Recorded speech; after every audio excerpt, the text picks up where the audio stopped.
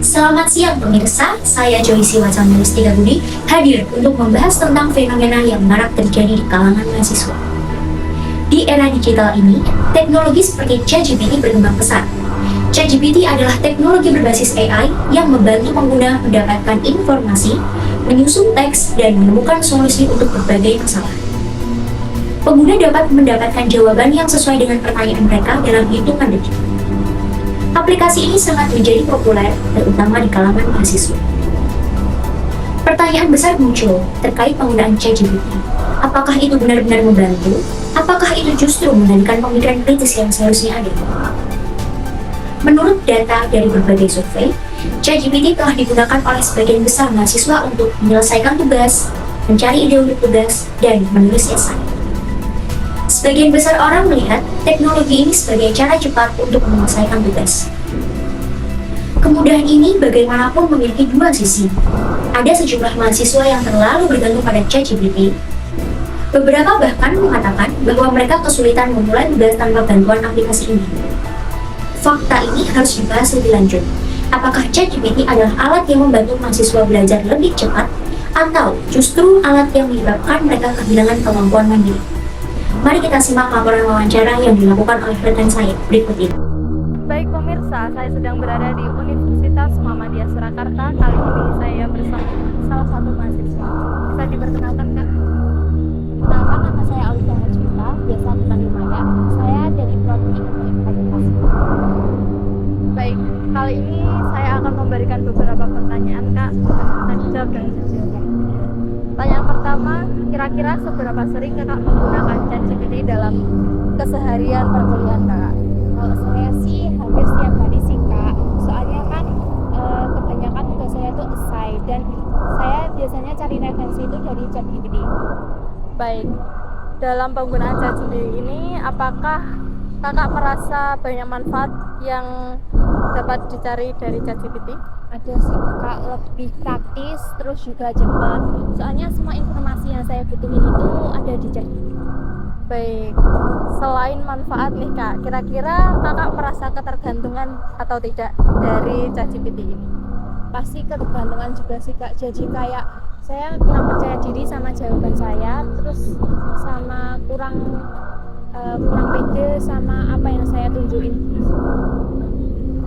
Tapi untuk secara umum, menurut Kakak, ChatGPT ini sangat membantu perkuliahan atau tidak? Membantu. Soalnya mahasiswa sekarang kan pengennya yang cepat juga kan gitu. Terus juga maunya juga yang praktis. Kira-kira dalam penggunaan ChatGPT ini ada dampak negatif yang Kakak rasakan atau tidak? Ada sih Kak, kayak jadi males mikir gitu, lebih kayak ngandelin ChatGPT ketimbang dari buka buku atau jurnal gitu. Oke, pertanyaan terakhir nih Kak, kira-kira selain kekhawatiran Kakak yang sebutkan tadi, kira-kira ada kekhawatiran lain yang ditimbulkan dari penggunaan ChatGPT atau tidak? Ada, kan sekarang kan perusahaan itu lebih kayak cari orang yang berpikir kritis kan Kak. Betul. Kan mahasiswa sekarang itu pengennya yang praktis, pengen cepet gitu. Jadi saya khawatir kayak besok kira-kira bisa nggak ya ngikutin yang kayak gitu. Baik, terima kasih Kakak atas jawaban yang diberikan. Saya Ataya pamit undur diri, saya kembalikan kepada studio. Terima kasih. Menurut wawancara tersebut, kita dapat melihat bahwa ChatGPT menjadi bagian penting dari kegiatan mahasiswa. Namun, ada beberapa elemen yang perlu kita pelajari lebih dalam. Pertama, mari kita lihat keuntungan. Mahasiswa dapat mendapatkan informasi secara instan melalui ChatGPT. Sebagai contoh, dibandingkan dengan sebelumnya, ketika mereka harus membaca berbagai halaman buku untuk menemukan jawaban atas satu pertanyaan, sekarang mereka dapat melakukannya dengan hitungan detik. Hal ini sangat membantu, terutama bagi mahasiswa dengan jadwal yang padat atau kesulitan mendapatkan referensi di perpustakaan. Selain itu, ChatGPT juga membantu mahasiswa yang kurang percaya diri dalam menyelesaikan tugas. Beberapa mahasiswa mengatakan bahwa mereka menggunakan teknologi ini untuk mendapatkan ide, untuk menulis atau mencari contoh struktur esai, dan membantu mereka menilai tugas mereka. Di sisi lain, kita tidak dapat mengabaikan efek buruknya. Ketergantungan yang berlebihan pada ChatGPT dapat menghambat kreativitas dan pemikiran kritis mahasiswa.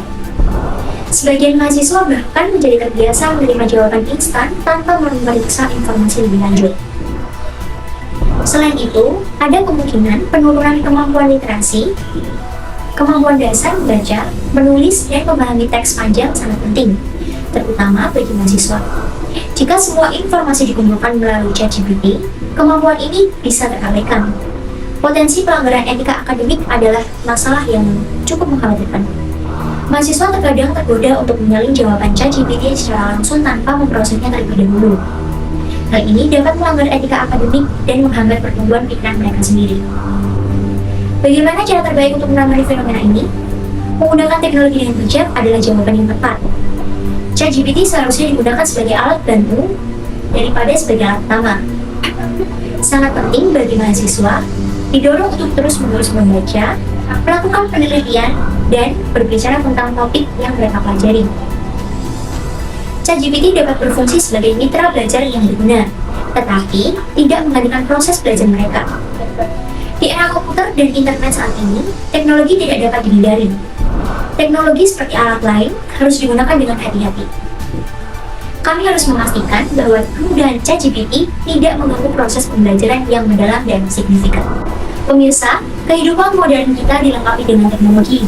Akan tetapi, nilai-nilai seperti rasa ingin tahu, kerja keras, dan kejujuran tidak boleh digantikan dengan kemajuan teknologi.